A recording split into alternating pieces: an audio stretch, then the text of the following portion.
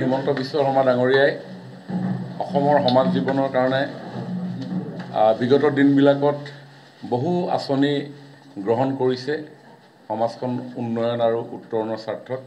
এই মুহূৰ্তত 4টা বিশেষ আঁচনিৰে জনসাধাৰণক উপকৃত কৰিবৰ কাৰণে তেখেতে ৰাইজৰ আগলৈ এই আঁচনিকেইখন আগুৱাই দিছে।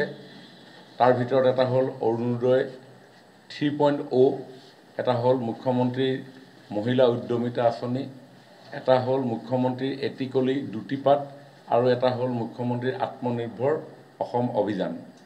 এই 4টা কাৰ্যসূচী আমাৰ তিনিচুকীয়া জিলাখনত যাতে সফলভাৱে আমি ৰূপায়ণ কৰিব পাৰোঁ, তাৰ কাৰণে অভিভাৱক মন্ত্ৰী হিচাপে মই জিলাখনৰ প্ৰত্যেকটো সমষ্টিতে গৈ এই আঁচনিসমূহৰ লগত জড়িত সংশ্লিষ্ট বিষয়া কৰ্মচাৰী সন্মানীয় বিধায়কসকলৰ লগত আমি আলাপ আলোচনা কৰিছোঁ।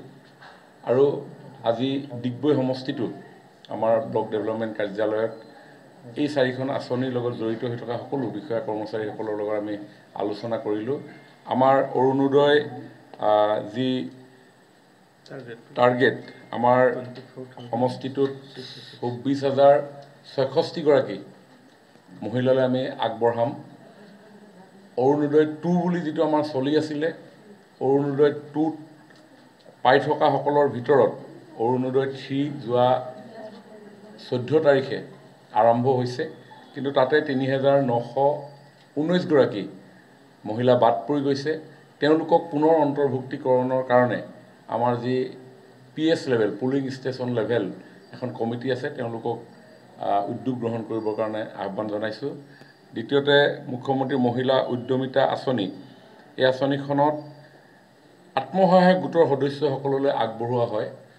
আমাৰ ডিগবৈ সমষ্টিত 1511টা আত্মসহায়ক গোট আছে আৰু 16,122গৰাকী আত্মসহায়ক গোটৰ সদস্য আছে।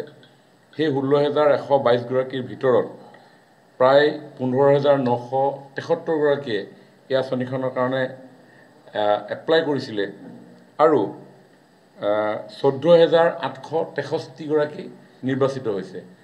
এই যি 15,973গৰাকীয়ে এপ্লাই কৰিছিলে, মাজত যিসকল বাদ পৰি গৈছে, বিভিন্ন ক্ৰাইটেৰিয়া আছে, সেই ক্ৰাইটেৰিয়াসমূহ মিট নকৰাৰ কাৰণে তেখেতসকল বাদ পৰিব লগা হৈছে। তথাপিও যদি কিবা কাৰণত মিছমেটছ হৈছে, সেই মিছমেটছ হোৱা মহিলাসকলকো যাতে ভুল তথ্যৰ কাৰণে যদি কিবা কাৰণত হৈছে, তেওঁলোকক সেইবিলাক শুধৰণি কৰি পুনৰ মহিলা উদ্যমিতা আঁচনিখনৰ নামত তেওঁলোকক অন্তৰ্ভুক্ত কৰিবৰ কাৰণে আজি সিদ্ধান্ত গ্ৰহণ কৰা হয়। তৃতীয়তে এটিকলি দুটিপাত, আমাৰ চাহ বাগিচা বসবাস কৰা, চাহ বাগিচাত কৰ্মৰত স্থায়ী অস্থায়ী যিসকল শ্ৰমিক আছে, তেখেতসকলক বেংকিং লিংকেজৰ প্ৰতি লক্ষ্য ৰাখি তেওঁলোকে যাতে আমাৰ বেংকিং ব্যৱস্থাটোৰ লগত সক্ৰিয়ভাৱে জড়িত হ'ব পাৰে, তাৰ কাৰণে আমি উৎসাহিত কৰি আহিছোঁ।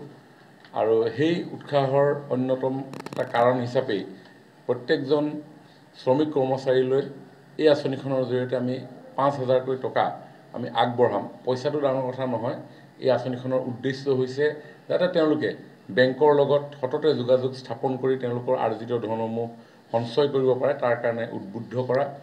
আৰু অন্যহাতে CM ট্ৰিপুলে মুখ্যমন্ত্ৰী আত্মনিৰ্ভৰ অসম অভিযান, এখন অতি গুৰুত্বপূৰ্ণ এটা পদক্ষেপ চৰকাৰৰ মাননীয় মুখ্যমন্ত্ৰী ডাঙৰীয়াৰ।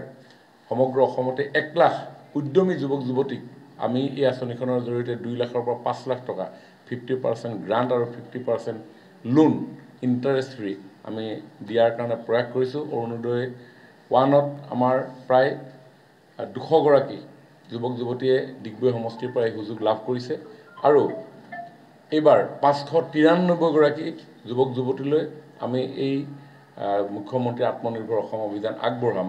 গতিকে এই গোটেইকেইখন আঁচনি যাতে সফলৰূপে আমি ডিগবৈত ইমপ্লিমেণ্ট কৰিব পাৰোঁ, তাৰ কাৰণে আজি প্ৰায় 3 ঘণ্টা জোৰা এই বৈঠক আমি আয়োজন কৰিলোঁ।